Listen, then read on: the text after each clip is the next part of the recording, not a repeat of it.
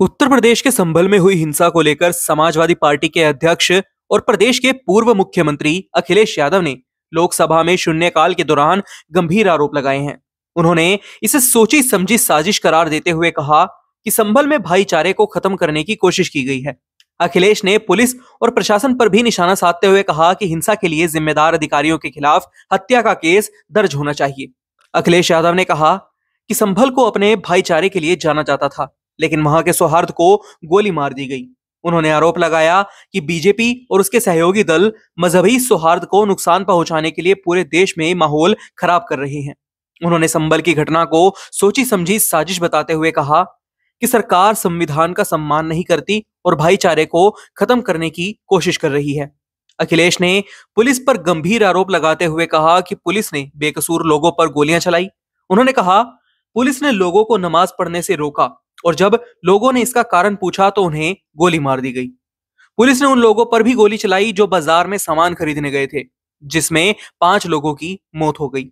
उन्होंने पुलिस और प्रशासन पर कार्रवाई करने की मांग करते हुए कहा कि दोषी अधिकारियों के खिलाफ हत्या का मुकदमा दर्ज होना चाहिए और उन्हें निलंबित किया जाना चाहिए। अखिलेश यादव ने यह भी कहा कि उपचुनावों की तारीखों में बदलाव के पीछे भी साजिश है।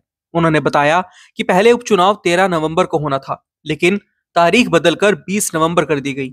इस बीच 19 नवंबर को सर्वे के लिए याचिका दायर की गई और दूसरे पक्ष को सुने बिना सर्वे का आदेश दे दिया गया।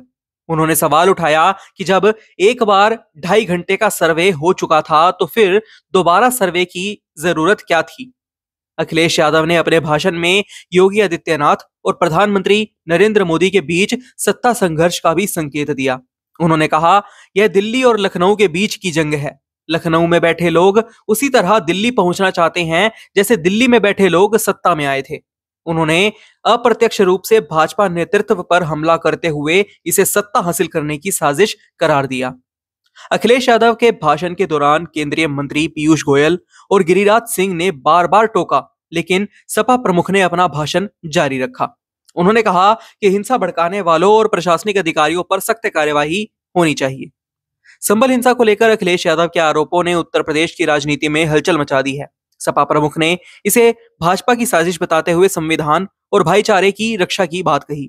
अब देखना यह है कि प्रशासन इस मामले में क्या कदम उठाता है और आगे क्या राजनीतिक मोड़ आता है। फिलहाल के लिए इतना ही। एक बार फिर से लौटेंगे एक नई अपडेट के साथ।